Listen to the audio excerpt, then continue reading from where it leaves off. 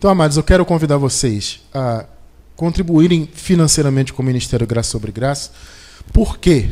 Resumidamente, porque nós temos sonhos evangelísticos, temos projetos em termos de evangelização que precisam ser colocados em prática, né, que precisam ser realizados para que a palavra corra e seja conhecida. E muitos desses projetos demandam recursos financeiros. Eu até gostaria que não precisasse, mas precisa. Lamentavelmente precisa. Então, por isso eu preciso do seu apoio. Eu, particularmente, gostaria muito de ter condições minhas, no meu bolso, de fazer isso. Se eu tivesse, eu faria com o maior prazer, e para mim seria uma honra poder sustentar esse ministério. E eu até tenho pedido muito isso a Deus. Que Deus me conceda alcançar um patamar na minha vida que eu mesmo possa financiar o ministério. Mas, assim, por enquanto, eu preciso muito do apoio de todos, para que a palavra continue correndo e para que os projetos sejam colocados em prática. É simplesmente isso. E como o nosso ministério não tem envelope não sei do que, não tem campanha não sei das quantas, e carnê não sei do que, aqui não tem nada disso. E muito menos dízimo também. Então como é que a gente vai manter o trabalho funcionando, manter a estrutura do ministério se não tem isso? É através da sua consciência, do seu amor pelo ministério e pela graça, o seu desejo de ver outras pessoas conhecendo a graça. Por isso você vai contribuir. Você pergunta, mas qual é o critério e tal, já que não tem porcentagem? Semeie o que é de melhor na sua vida, o que é possível, o que está proposto no seu coração, mas contribua para que a palavra corra, né? Hoje, atualmente, qual é a situação do nosso ministério? O nosso ministério, ele apenas consegue se manter funcionando. E até nos últimos meses, aí, no final do ano passado, início desse ano, nós passamos sustos terríveis até em relação a isso. Até em relação a se manter funcionando, manter a estrutura, nós passamos sustos terríveis. Então esse mês de fevereiro passado melhorou um pouquinho, mas nós ainda estamos com o nariz muito próximo da água, né? Muito ainda assim tentando, né? Então eu preciso muito que você entenda a necessidade que o ministério tem de ter recursos. É só para isso, para que nós nos mantenhamos funcionando, mas também para que, principalmente, aliás, para que coloquemos projetos evangelísticos em prática, projetos estes que eu confesso em nome de Jesus que serão postos em prática esse ano ainda. Não pode esperar mais. Amém ou não amém? Então contribua, abençoado, em nome de Jesus. Você que está aí na internet, pode fazer. Você está assistindo pela gravação no YouTube, pode fazer por esse endereço que está aparecendo aí na tela, semear.abencoados.com. Tá aparecendo para você na gravação, ao vivo não, mas na gravação está aparecendo aí, semear.abencoados.com. Acesse essa página, tem todas as informações. Você que está inclusive fora do Brasil pode também contribuir e deve contribuir e ajudar este ministério a não só se manter, mas principalmente a avançar em nome do Senhor Jesus. Amém, abençoados? Ok? Ok, abençoados. Então vamos para a palavra dessa manhã. Hoje, que dia é hoje, abençoado? Dia 7. Dia 7 hoje? 6? Ih, meu relógio está adiantado, hein? Então hoje é dia 6 de março de 2016. Estamos ao vivo na Web TV MIG. Claro, se você está assistindo pela gravação no YouTube, então é gravação, claro, não é ao vivo, né? Se é pelo YouTube, não é ao vivo, tá? Mas se você está na Web TV MIG agora, nesse dia, nesse horário, agora são 10h47 da manhã, horário de Brasília, tá bom? Vamos então para a palavra de hoje. Eis aí o tema desta manhã, abençoados. O tema é este: as duas sementes e os propósitos de Deus. As duas sementes e os propósitos de Deus. Nosso versículo de abertura inicial está em Mateus capítulo 13, versículo 25. Mas, dormindo os homens, veio o seu inimigo e semeou joio no meio do trigo e retirou-se. Eterna Igreja de Cristo, povo abençoado, Israel celestial, povo santo, selados com o Santo Espírito da promessa. Amém. Hoje vamos falar, abençoados, de um conceito que é maravilhoso, mas é um conceito bem subversivo em relação à doutrina tradicional que há no mundo, que se diz cristã, né? Como nós aqui não estamos pregando para agradar ninguém, nem para agradar a convenção de nenhuma denominação ou agradar fulano e cicrano, nós estamos aqui para pregar a verdade que está escrita. Então hoje vamos tratar mais uma vez desse assunto que já tratamos muitas vezes e que estamos retornando a ele hoje, né, para que especialmente os novos em graça entendam, né, e tenham essa visão perfeita das duas sementes. O que significa isso? Vamos hoje caminhar nisso? Amém ou não amém? É importante, abençoados, nós sempre voltarmos a esses assuntos fundamentais da graça. Por quê? Porque a internet, por exemplo, ela é maravilhosa. É uma das ferramentas mais maravilhosas que o ser humano já inventou.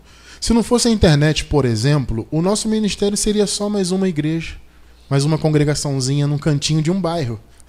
Não é verdade? Seria. Mas por que o nosso ministério tem esse alcance? Eu posso dizer até mundial. Porque várias partes do mundo pessoas recebem a graça que é pregada aqui. Por quê? Por causa da internet. A internet possibilitou isso. Não obstante, a internet também possibilita que outras coisas negativas avancem também. Porque a internet ela dá voz para todo mundo. E isso é bom, na verdade. Eu tenho uma visão, né, minha visão política tende mais a ser uma visão libertária, né? Então eu tenho essa coisa, para mim, eu acho que é importante a liberdade de expressão verdadeira, não a liberdade de expressão, entre aspas, que tem no Brasil, né? Na verdade, não existe nem liberdade plena de expressão aqui. Mas eu creio que é bom que haja liberdade de expressão. E na internet tem liberdade de expressão. Qualquer um pode se expressar do que quiser, desde que não viole nenhuma lei, né? Então, na internet nós encontramos, por exemplo, muitos sofismas. O que é um sofisma? O sofisma, ele é um raciocínio, veja bem, ele é um raciocínio que num primeiro momento ele parece perfeito. Você ouve e você, puxa, isso faz sentido. Rapaz, como é que eu não tinha percebido isso antes? E você ouve num primeiro momento e você pensa, tem toda a lógica. Só que quando você entra um pouquinho mais, né? Quando você não se satisfaz só com aquilo e passa da... Vamos dizer que a lógica do sofisma vai até a página 10, né? Aí se você fecha o livro na página 10, tá bom, já entendi. Mas quando você vai para a página 11, 12, 13, começa a se aprofundar, aí você vê que aquilo na verdade não tem lógica. Não tem fundamentação lógica. Isso é um sofisma. Então, a maioria das denominações, das religiões, elas estão baseadas em sofismas. Sabe, são versículos que são isolados do contexto, são raciocínios que vêm, sei lá, de alguém que não é da Bíblia. Não está na Bíblia, mas o cara diz que está e inventa qualquer coisa. O próprio livre-arbítrio para a salvação, né? Que o cara tem a arbítrio de querer escolher Jesus e pertencer a Deus e ser da família dele, que escolhe, ele que aceita Jesus, entre aspas. Isso é uma sofisma. Você ouve num primeiro momento e você, faz sentido, mas aí quando você se aprofunda na palavra, você vê que não faz sentido algum. Deixa eu dizer uma coisa para vocês, amados. Quase tudo, num primeiro momento, faz sentido. Outro argumento que as pessoas têm muito por aí. Tem fundamento bíblico. Deixa eu dizer uma coisa para vocês. Quase tudo tem fundamento bíblico.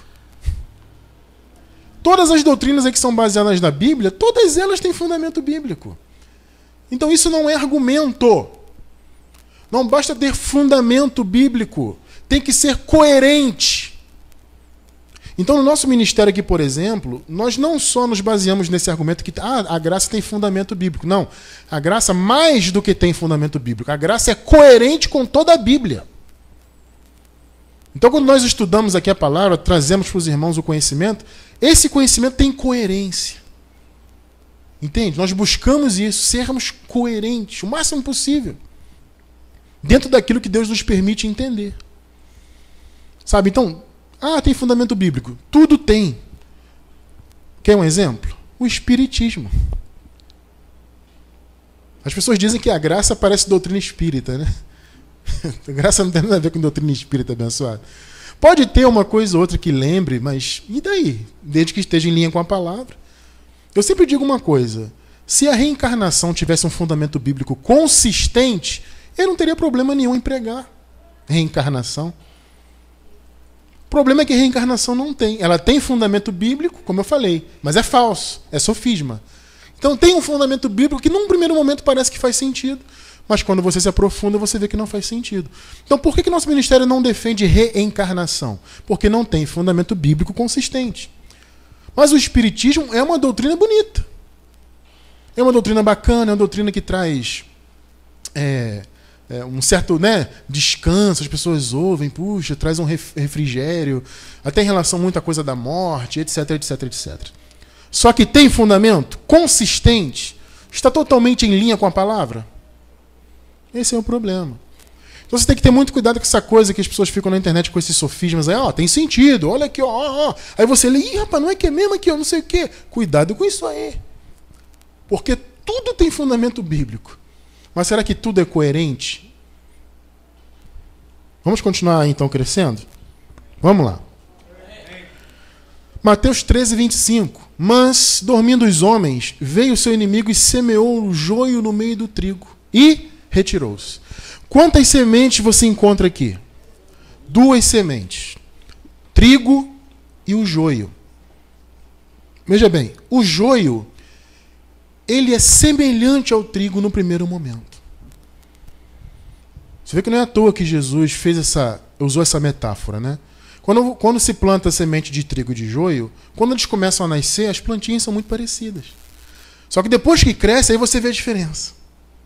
Amém ou não amém? Está entendendo bem isso, né? Então você vê que há joio e trigo. 2 sementes. Sim ou não? Sim. O primeiro ponto importante a se observar é que são sementes. Ah, mas Cristiano, o que significa isso? Significa que a raiz já é daquela qualidade. Então não existe o conceito de que o cara veio para o mundo e se tornou ovelha. Ah, ele aceitou Jesus, se batizou, tomou Santa Ceia, passou um óleo na cabeça e tal. Agora ele virou ovelha. Não. Ele já nasce ovelha ou ele já nasce joio. Porque o quê?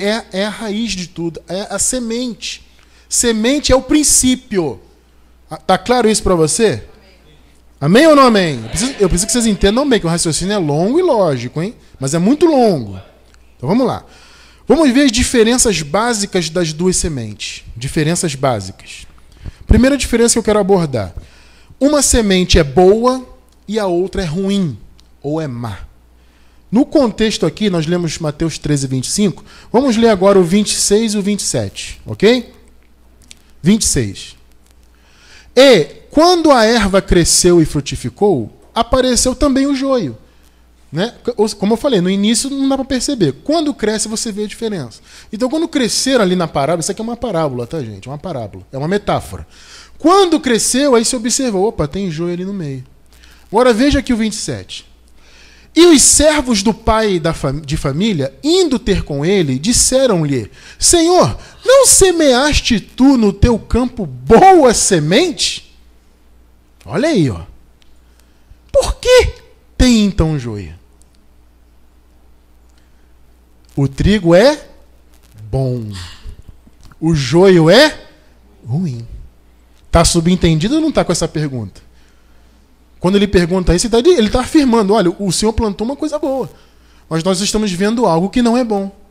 Está muito claro isso para você? Então, das 2 sementes, uma semente é boa, uma semente é má. Uma origem é boa, uma origem é má.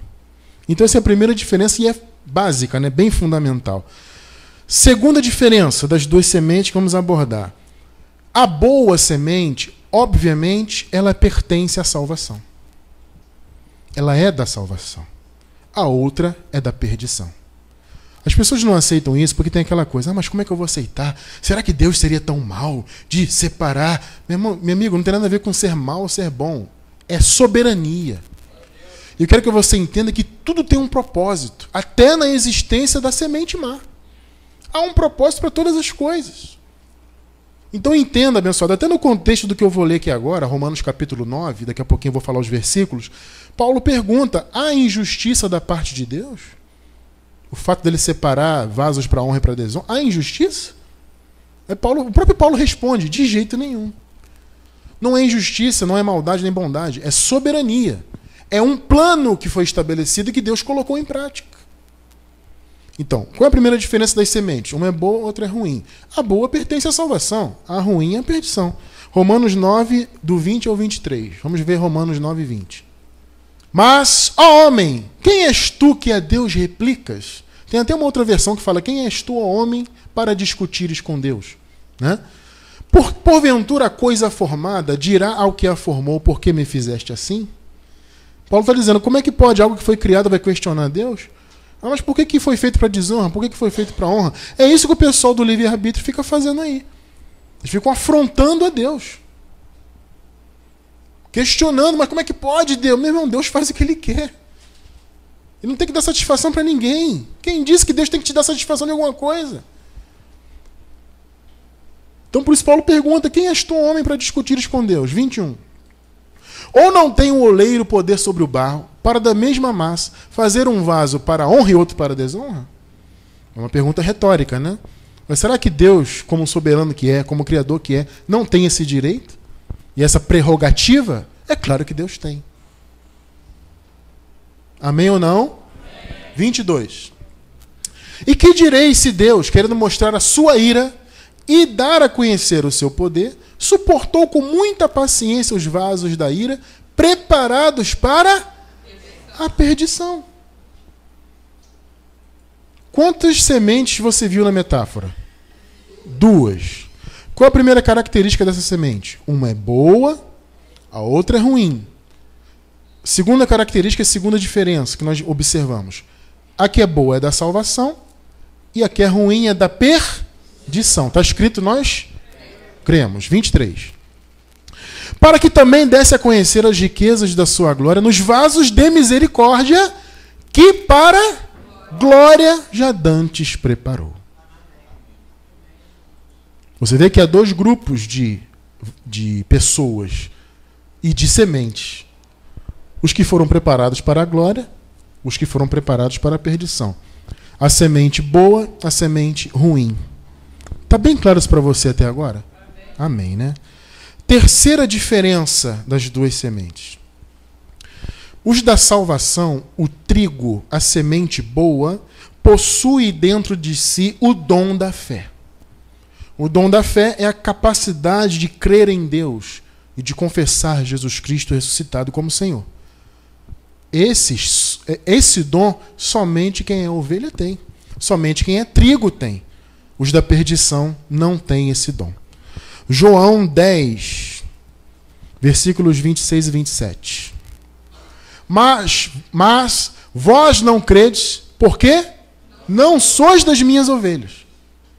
Então Jesus estava diante de um grupo de pessoas que não criam nele, que ouviam ele falar do reino de Deus, naturalmente ouviram falar ou até viram ele fazer milagres, etc., e não criam.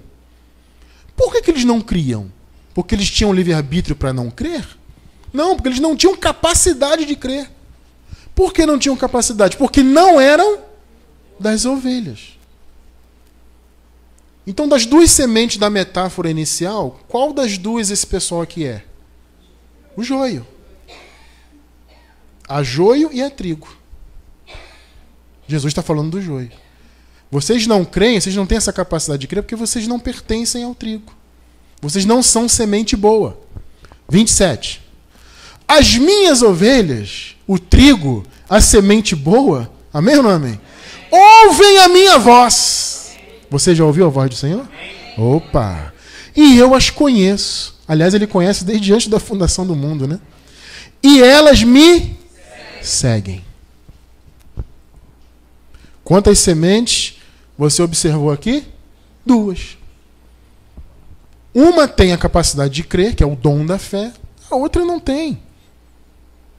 Vamos continuar? Segunda carta do apóstolo Paulo aos Tessalonicenses, capítulo 3, verso 2. 2 Tessalonicenses 3, 2. E para que sejamos livres de homens dissolutos e maus. Olha aí, ó, essa característica é de que semente? É do joio? Sim ou não, igreja? É do joio, né? Olha aí, ó. Para que sejamos livres de homens dissolutos e maus. Por quê? A fé não é de todos. Você está conseguindo enxergar a diferença que há nessas sementes? Uma é boa, a outra é ruim. Uma é da salvação, é vaso de honra preparado para a glória. Outra é da perdição. Os da salvação possuem dentro de si a capacidade de crer em Deus. É a fé. Se ela não é de todos, significa que há um grupo que não tem essa capacidade.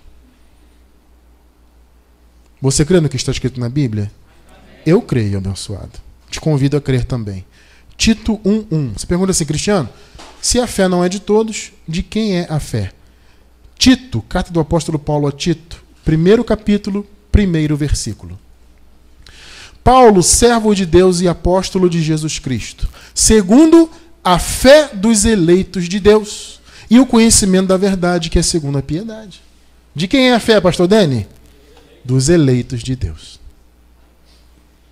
Quem são os eleitos de Deus? Não, nós, ok, eu recebo essa palavra. O trigo. Das duas sementes é o trigo. Quer ver mais uma diferença das duas sementes? Essa aqui é impactante. Quarta diferença das duas sementes.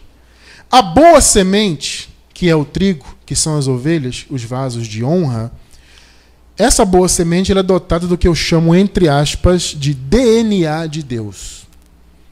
Qual é? Isso é uma metáfora, tá? O que é o DNA de Deus? É o Espírito.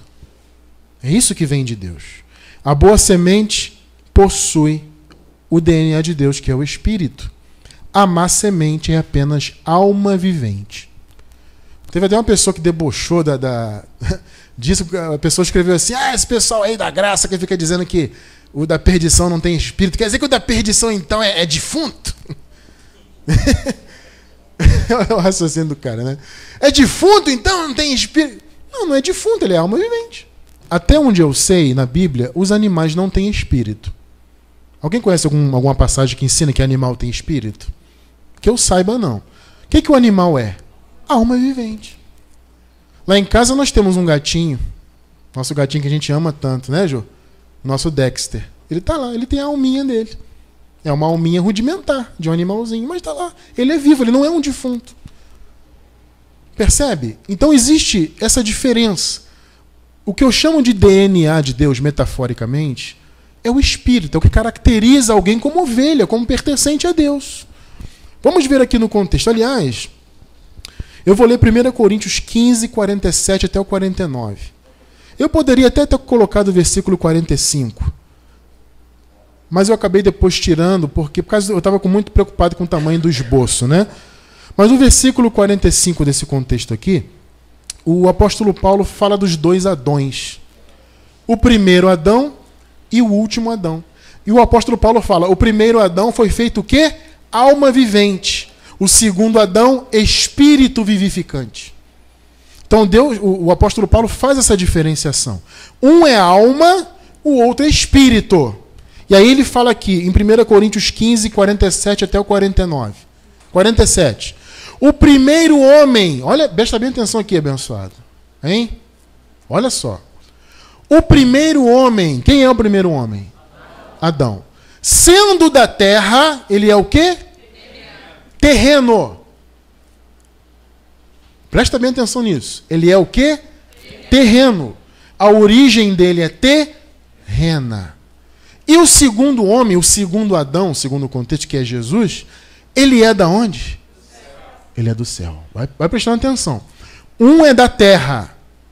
Paulo está falando de origem. A origem do primeiro homem é terrena. Ele é alma vivente. O segundo é do céu. Ele é espírito vivificante. Amém ou não amém? Ok. 48. Qual o da terra, ou seja, assim como o terreno, melhor dizendo, tais também os... Então você enxerga que há um grupo que é a má semente, que é o joio. Você está compreendendo isso? Esse grupo, ele é terreno. Percebe? É alma vivente. Esse grupo, assim como o primeiro homem, não veio do céu, veio da terra. Olha o que o Paulo está explicando aqui. No versículo 45 ele fala: o primeiro Adão é alma vivente, o segundo é espírito. Então ele fala: assim como o terreno, tais também são os terrenos. Agora, continuando. E qual o celestial? Tais também os celestiais. Quantas sementes você encontra neste versículo? 2 sementes. Uma é terrena, é alma vivente. A outra é espírito, é celestial. 49. E assim como trouxemos a imagem do terreno, Nós que somos ovelhas de Deus, nós temos as duas naturezas.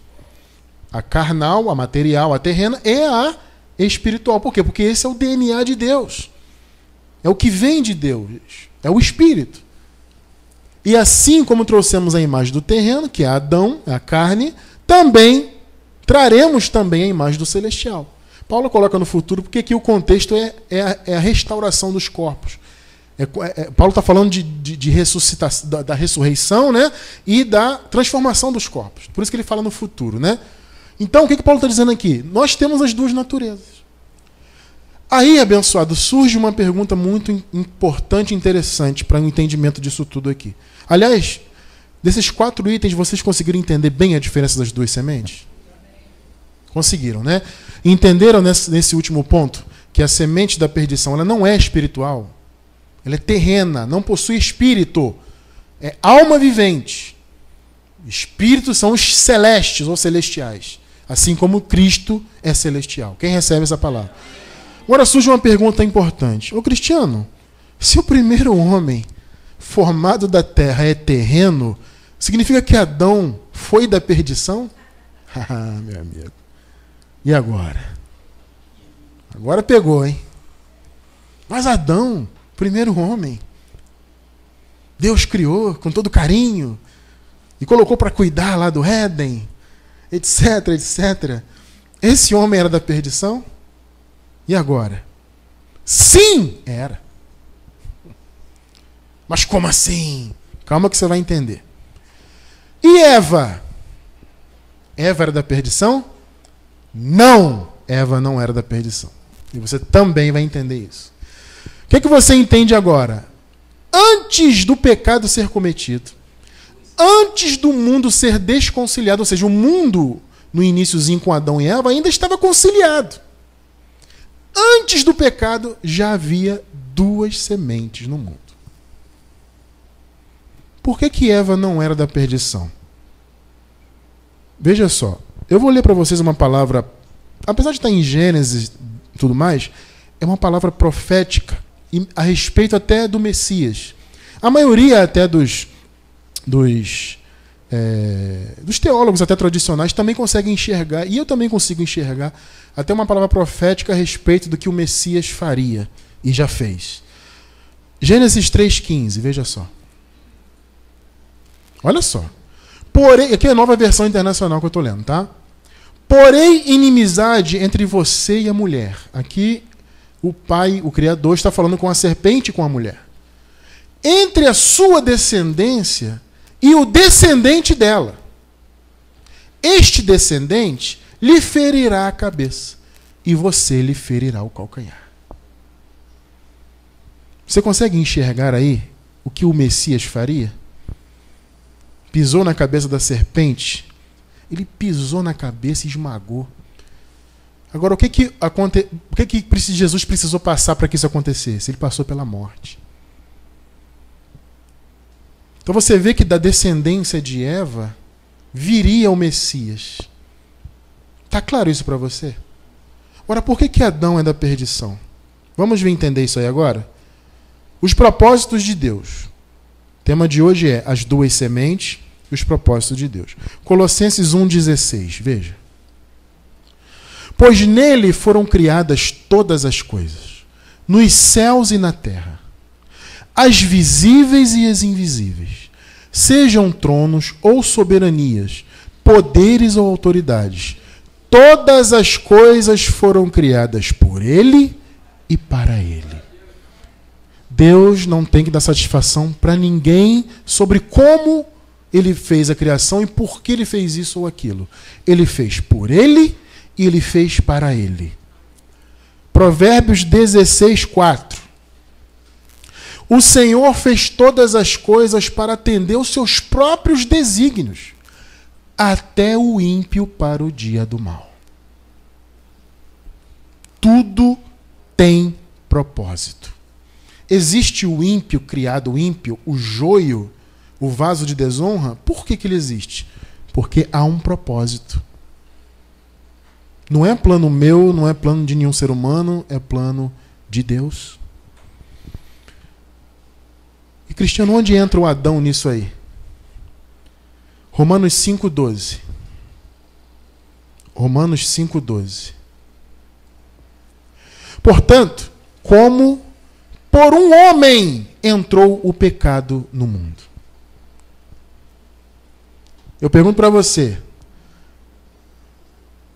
existe algum sentido em você acreditar que isso ocorreria por meio de um eleito de Deus, um filho da salvação? Você até pode admitir que sim. Para mim faz sentido. Ok, para mim não faz.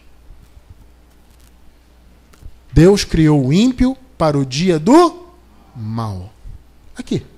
Por um homem entrou o pecado no mundo. Você vê que a Eva, na história lá, foi a primeira lá que sucumbiu.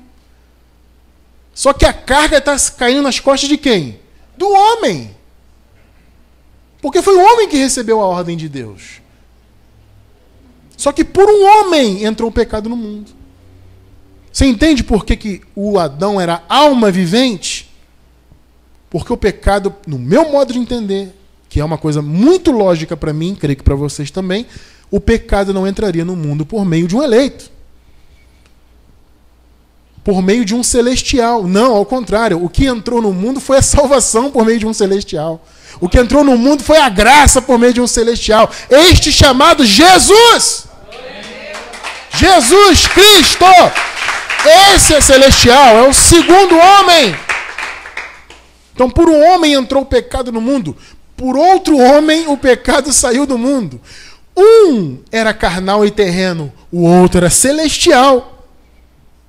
Você está entendendo que há um propósito de Deus nisso tudo aí?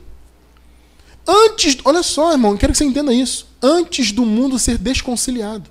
O mundo era um paraíso conciliado. Deus olhou a criação e disse, e viu Deus, como está em Gênesis, e viu Deus que era bom. Ele viu a criação, isso é bom. Deus estava conciliado com a sua criação. Só que já havia duas sementes no mundo. E o primeiro joio trouxe o pecado para o mundo. Agora eu te pergunto, você acha que Deus te surpreendeu com isso? Ih, rapaz, olha que lambança que eu fiz. Eu criei o Adão, o cara trouxe o pecado no mundo. E agora? É? Acha que Deus se surpreendeu? Você é um brincalhão, hein? Tem gente que acha que Deus... Ih, caramba! Vai nessa, meu irmão. Outro exemplo. Você acha que Jesus de Nazaré seria traído por um filho eleito dele? Você pode até admitir que sim. Para mim, não. Isso não faz lógica. É para isso que o ímpio foi criado. Para o mal. João 17, 12. Aqui em João 17, Jesus está orando, né? O pessoal até chama de oração sacerdotal, né? Primeiro ele começa orando por ele mesmo, que ele estava próximo de morrer. Depois ele ora pelos discípulos dele. Veja o versículo 12 de João 17. Estando eu com eles no mundo, guardava-os em teu nome. Tenho guardado aqueles que tu me deste. E nenhum deles se perdeu, senão o filho da perdição, para que a Escritura se cumprisse. Você vê que ele é filho, ou seja, é semente, é raiz da perdição. Um de vocês vai levantar o calcanhar contra mim. Um de vocês é um diabo. Será que um filho da salvação trairia Cristo? Ah, mas Pedro traiu, mas depois ele se arrependeu. Amém ou não amém?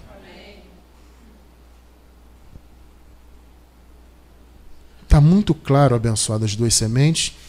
E para mim, e creio que para vocês também, está muito claro que há propósito de Deus nisso. Na existência das sementes. E aí você pergunta, então, abençoado cristiano, Jesus morreu por quem, afinal de contas? Será que ele morreu por todos os homens? À luz de tudo que nós vimos até agora, das sementes, eu pergunto, tem lógica você afirmar que Jesus morreu por todos os homens? Então vamos ver por quem Jesus morreu. Mateus 1, 21. E ela, a Maria, né, dará à luz um filho. E você deverá dar-lhe o nome de Jesus. Isso aqui é a nova versão internacional. Ela dará à luz um filho e você deverá dar-lhe o nome de Jesus. Porque ele salvará quem? O seu povo dos seus pecados. Quem é o povo de Jesus? Quem são os eleitos? A semente boa.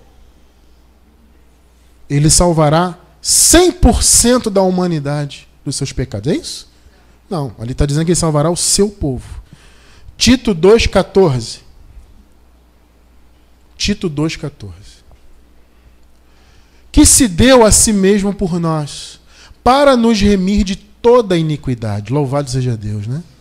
E purificar para si 100% da humanidade. Não. Purificar para si um povo todo seu, zeloso de boas obras. Ele purificou para si um povo dele.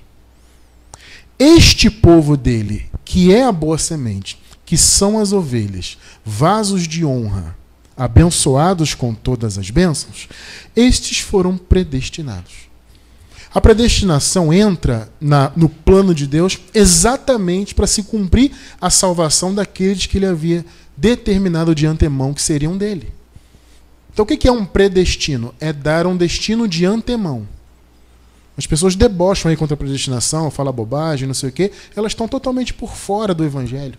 Elas não entendem que isso é plano de Deus.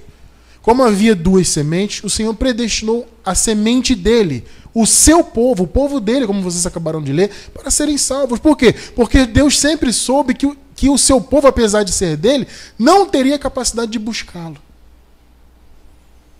Que Paulo fala, não há quem busque a Deus, né? Então foi preciso Deus predestinar, Deus atrair o seu povo. Efésios 1, 4 e 5, nova versão internacional. Efésios 1, 4. Porque Deus nos escolheu nele antes da criação do mundo. Aí, ó. Tá vendo aí? As pessoas dizem que por acaso, o cara tem livre-arbítrio aí, deu sorte, aceitou Jesus e mesmo assim, qual é o risco de perder a salvação, né? Não é isso que eles dizem? Tudo bem, ele aceitou, ele toma Santa Ceia, ele se batiza, ele faz acontecer, mas ele pode se perder. Só que aqui diz o contrário. Diz que Deus nos escolheu nele. O que significa nele? Significa que o critério é dele. Ao contrário do que a religião explica, que o critério é do homem. Não, eles até falam assim, não, Deus realmente escolheu, mas ele escolheu aqueles que ele sabia que iriam aceitá-lo. Isso é critério humano. Eu te pergunto, Deus usaria critério humano? Não! O critério é dele, porque Deus nos escolheu nele antes da criação do mundo para sermos santos e irrepreensíveis em sua presença. 5. Em amor nos predestinou, aí, ó, para sermos adotados como filhos por meio de Jesus Cristo, conforme o bom propósito da sua vontade. O bom propósito da vontade do homem? Não, o bom propósito da vontade de Deus. Porque a existência das duas sementes e a salvação da semente que ele separou como povo dele é plano só dele. Amém ou não? Agora eu pergunto, por tudo isso que nós apresentamos até aqui, que é um grande resumão, né, da predestinação, da eleição. Claro que esse assunto é muito mais extenso, mas esse resumo, acho que ele atende bem esse entendimento. Com tudo isso que nós apresentamos até agora, existe condições de eu dizer que todos os homens, ou seja, 100% da humanidade, é salva ou pode se salvar?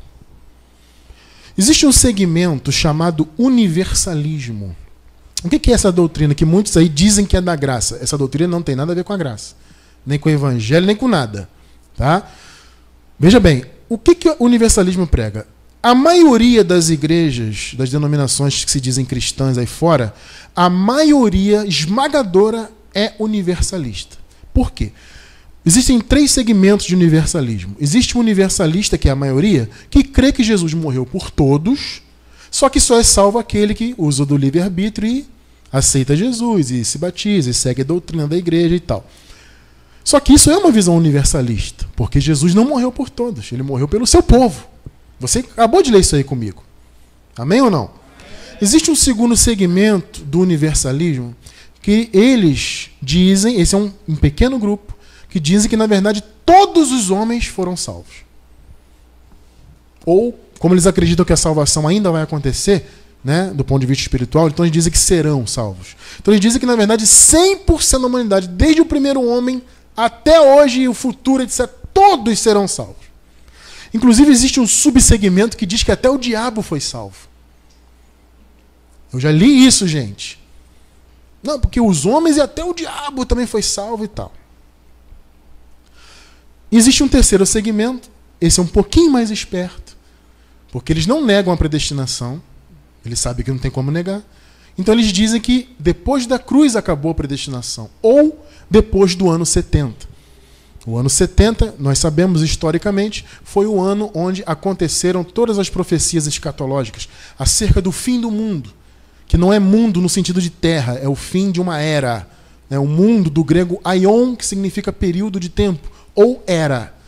Nós sabemos que no ano 70, com a queda do Templo de Jerusalém e o cumprimento de todas as profecias escatológicas, acabou-se o mundo da lei, o mundo daquela época. Acabou aquela geração. Está claro isso? Amém ou não amém? Então o que esse pessoal diz? Não, houve predestinação até a cruz. Ou então, quem é preterista diz até o ano 70. Só que depois não tem mais filho da perdição. Por quê? Não, porque Jesus, na verdade, morreu por todos. Vamos caminhar nisso aí? Eu vou ler 3 passagens bíblicas, existem outras, obviamente, mas eu vou ler 3 aqui que eu acredito que são as principais que são usadas para asseverar que Jesus morreu por 100% da humanidade. Vamos ler então as 3 passagens aí, que eu acho que eu considero as mais usadas aí. 1 Coríntios 15, 22. Pois, da mesma forma como em Adão todos morrem, em Cristo todos serão vivificados. Aí eles pegam um versículo e dizem, olha, tá vendo aí? Ó, 100% da humanidade está salva. Vamos ler mais um? Esse aqui então é forte. Romanos 5,18. Pois assim como por uma só ofensa veio o juízo sobre todos os homens para a condenação, assim também por um só ato de justiça veio a graça sobre todos os homens para a justificação de vida. E aí, como é que eu vou argumentar com isso aí? Todos os homens estão salvos, amados. É isso? 100%. Vamos ver mais uma? Romanos 11, 32. Porque Deus encerrou a todos debaixo da desobediência, para com todos usar de misericórdia. E aí, abençoado, como é que faz? Como conciliar esses versículos com tudo que nós apresentamos até agora? Sabe como? Usando o famoso contexto. Amém? Nós acabamos de ler Romanos 11, 32, que diz que o Senhor, usou de misericórdia para com todos. Vamos ler o contexto de Romanos 11? Nós lemos o 32.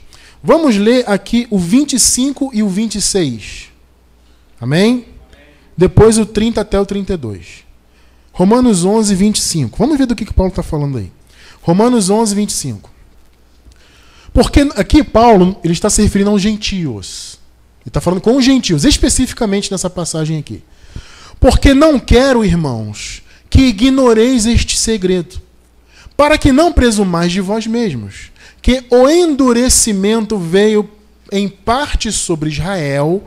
Aqui ele está falando do Israel físico, os hebreus, segundo a carne, claro, até que a plenitude dos gentios haja entrado. Então Paulo está dizendo, olha, uma grande parte dos israelitas foram endurecidos.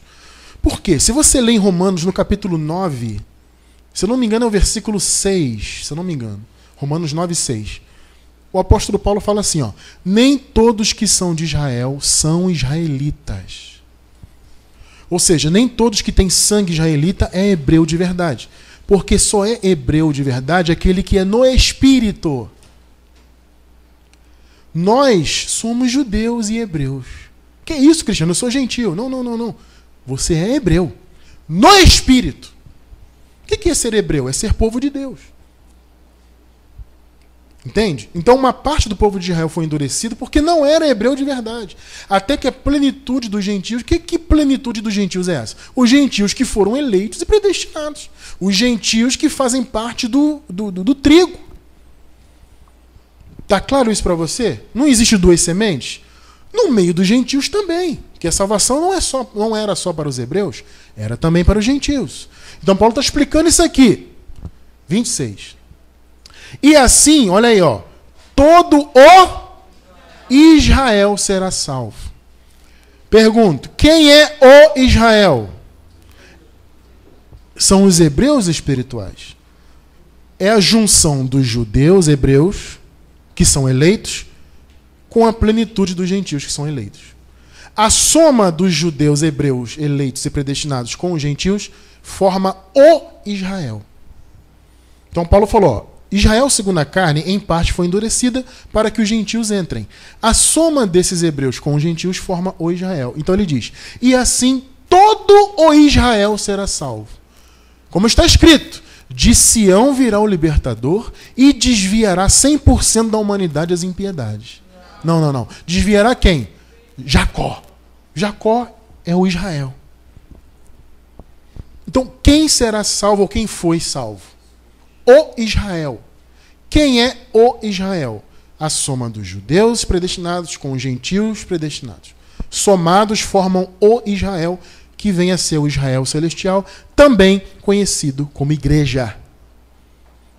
Versículo 30. Porque assim como vós também antigamente fostes desobedientes a Deus, vós quem? Os gentios. Paulo está se referindo aos gentios.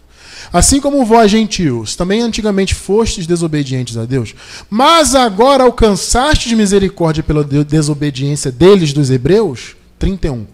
Assim também estes agora foram desobedientes, para também alcançarem misericórdia pela misericórdia a vós demonstrada.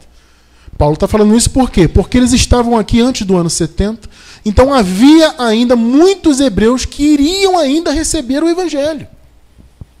Então Paulo falou, gentios, calma aí, não se gloriem. Eles ainda podem ser enxertados de novo.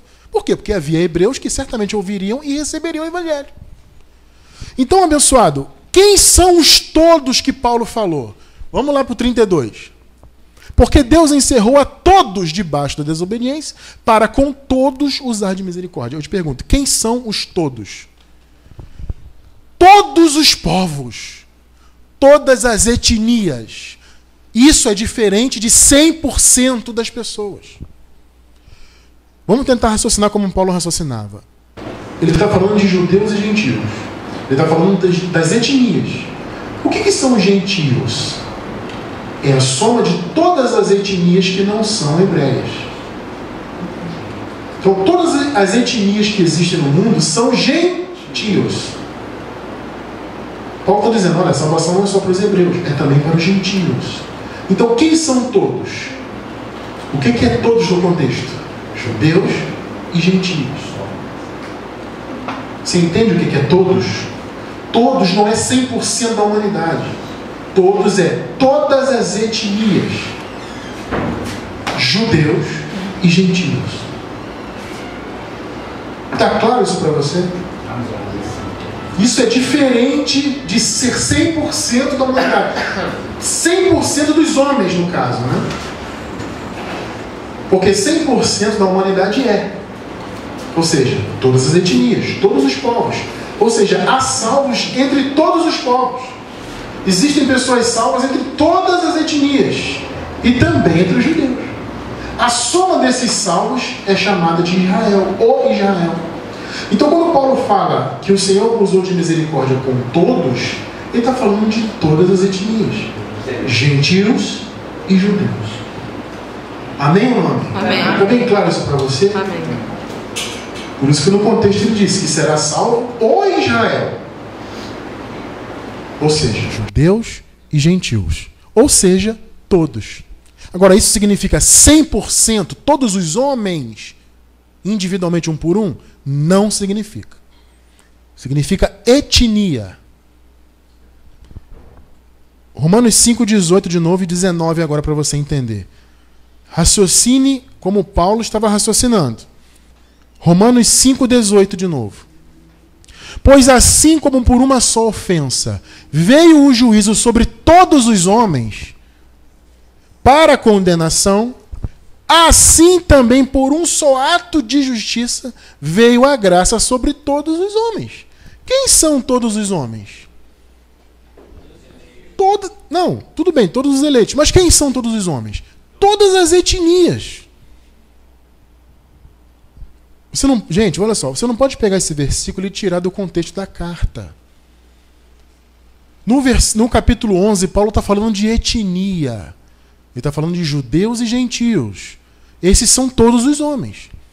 Jesus morreu por toda a humanidade? Sim, no sentido de etnia.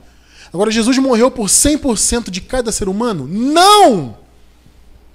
Porque você viu que o contexto não fala disso. Aliás, o contexto inteiro que eu apresentei. Eu apresentei para vocês na Bíblia 2 sementes, desde Gênesis. Então, o que é todos os homens? É a humanidade. Judeus e gentios. Não é 100% individual. É 100% de etnia, ou seja, todos os povos. Assim como tem uma passagem que Paulo fala assim, ó, e Deus quer que todos os homens se salvem e cheguem ao conhecimento da verdade. Você tira do contexto, aí tá vendo? Ó, Deus quer que todos os homens se salvem. Só que você vai no contexto, Paulo está falando dos reis, dos que têm eminência. Então Paulo fala, ore por esses também, porque a salvação também é para os reis. Então, quando Paulo fala todos os homens, o que ele está falando? Todos os tipos de homens.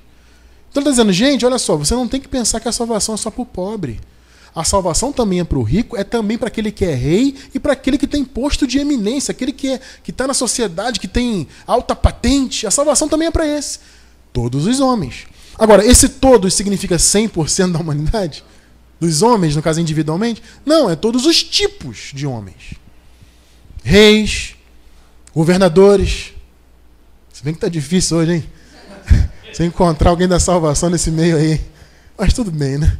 Reis, governadores, presidentes, ricos, pobres, branco, amarelo, negro, azul, gordo, magro. A salvação alcança todos os homens. Não é 100% individual. É todos no sentido geral. No sentido de etnia, no sentido de tipo de homens. Agora o 19 vai confirmar isso que eu falei para vocês. 19. Porque como pela desobediência de um só homem, muitos foram feitos pecadores. Muitos é diferente de todos. Você vê que o contexto nos apresenta uma outra realidade, né? Então, quem são todos os homens? São os muitos. Quem são esses muitos? O Israel. Que Paulo falou que seria salvo e foi salvo. Quem é o Israel? A soma de todas as etnias, judeus e gentios. Porque como pela ofensa de um só homem, muitos foram feitos pecadores, assim também pela obediência de um, muitos serão feitos justos. Amado, não é 100% da humanidade do ponto de vista individual. É 100% da humanidade no sentido da etnia, judeus e gentios. 1 Coríntios 15, 22. E depois o 23, olha só. Porque assim como todos morrem em Adão, assim também todos serão vivificados em Cristo. Todos é o quê? 100% da humanidade individualmente? Não, veja o contexto, 23. Mas cada um por sua ordem. Cristo as primícias, porque foi o primeiro a ser ressuscitado. Depois quem? Os que são de Cristo na sua vinda. Quem são todos? Quem são todos? Os que são de Cristo. Quem são os que são de Cristo? O trigo, os vasos de honra. Percebe isso?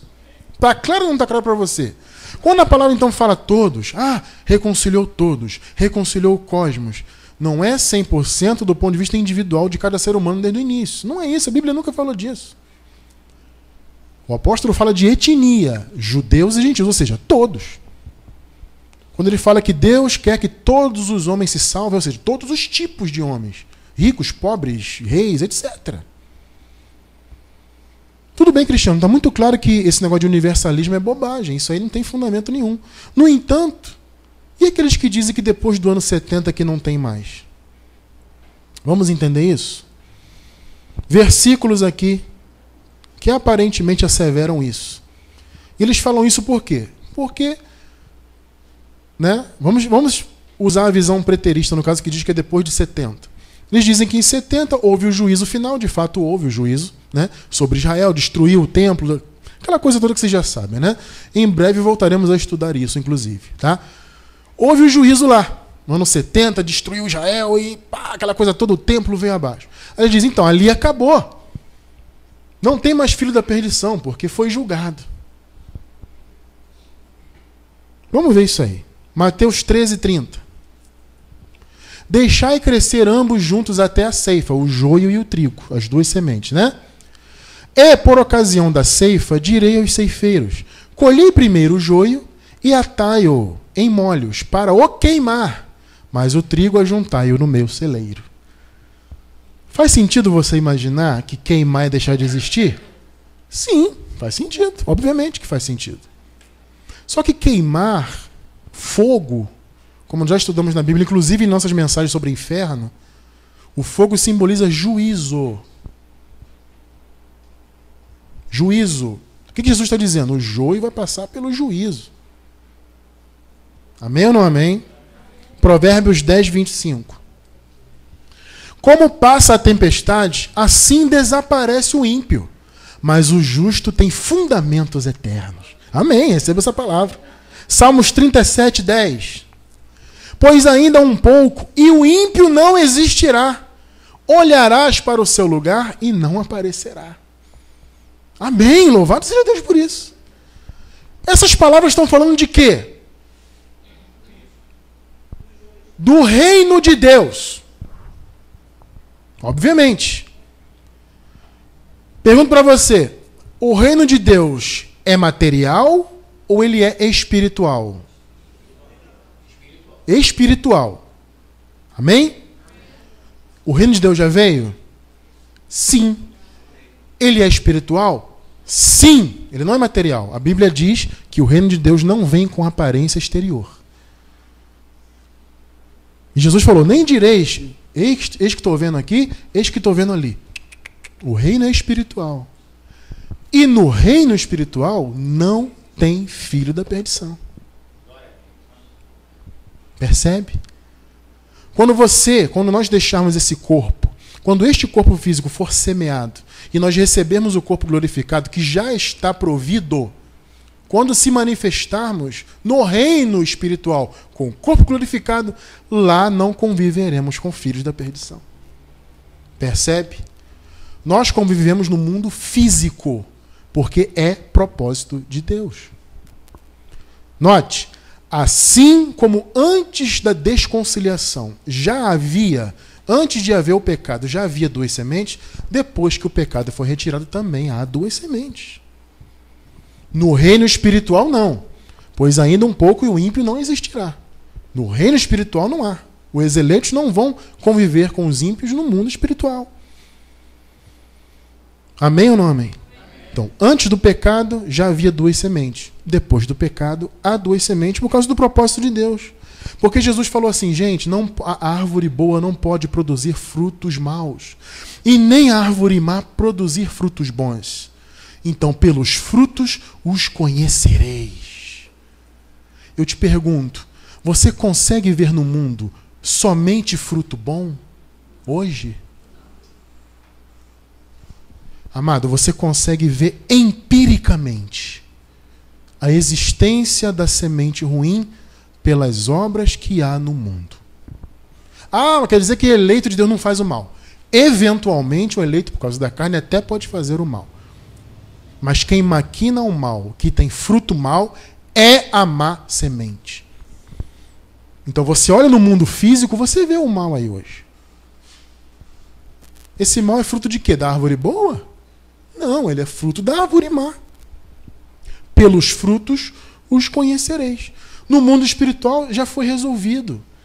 O julgamento já passou. Então, assim, veja bem, assim como nós que somos salvos e já nascemos salvos depois do juízo, também quem nasce da semente da perdição já nasce condenado.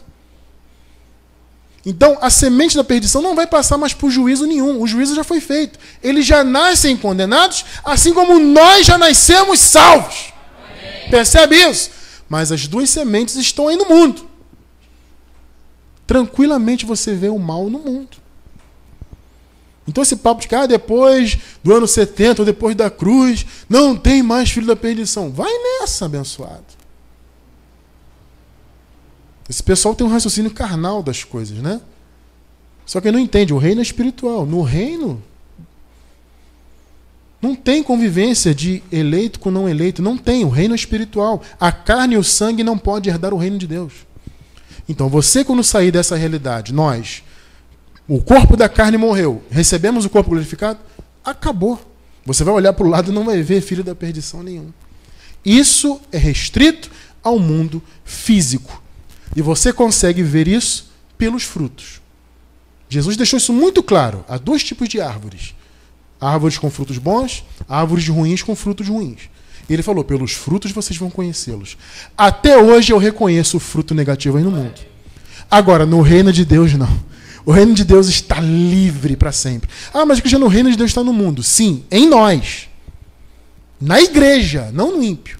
A igreja é o lugar celestial. O ímpio não é lugar celestial. A igreja é.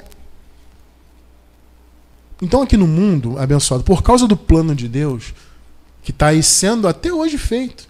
Mas Cristiano, se a salvação já foi consumada, como é que você crê na predestinação? Sabe por que eu creio, mesmo depois da consumação de todas as coisas? Porque nós viemos a esse mundo, já nascemos salvos e nós já nascemos conciliados. Só que veja bem, a salvação ela se manifesta nos três elementos do homem: corpo, alma e espírito. No espírito, como o reino de Deus é espiritual, já se consumou. Então nós já nascemos salvos do ponto de vista do espírito, conciliados do ponto de vista do espírito. Mas a salvação ainda precisava alcançar a nossa alma, que é a mente, e também vai alcançar o nosso corpo. Então, mesmo depois de tudo consumado, eu continuo aguardando a salvação se manifestar no meu corpo. Porque no meu espírito já foi, e na minha mente, pelo evangelho da graça, já foi. Agora falta o corpo ser glorificado. Por isso, eu continuo crendo, eu sou predestinado. Não alcançar a salvação do ponto de vista do espírito, mas sim do corpo, que é a única manifestação futura para nós. Porque o corpo glorificado, ele já está provido. Tudo já está pronto, amado. Só que enquanto você está aqui no mundo, você ainda não pode experimentar o corpo glorificado. O apóstolo Paulo fala em 1 Coríntios capítulo 15 que primeiro é necessário que haja morte. E simbolicamente ele chama este corpo de semente, ou seja, é preciso semear este corpo para colher um corpo novo. Então nós ainda somos sim predestinados à salvação e ainda assim nós observamos no mundo a semente da perdição trabalhando. E tudo isso faz parte dos propósitos de Deus. Queira você ou não. Então cuidado com esse negócio de universalismo, de espiritismo em graça, de graça pentecostal. Cuidado com esse negócio, que isso não tem nada a ver com a graça. Está bem claro para vocês isso? Você quer continuar seguindo o grupinho de Facebook? Você siga. Agora, se você quer seguir um ministério sério, que leva a verdade a sério, que leva a palavra a sério, que não insulta a sua inteligência, continue firme conosco, que nós vamos continuar crescendo juntos em graça. Assim é, porque assim disse o Senhor. Louvado seja o Espírito de Deus. Graças a Deus, meu Pai. Muito obrigado.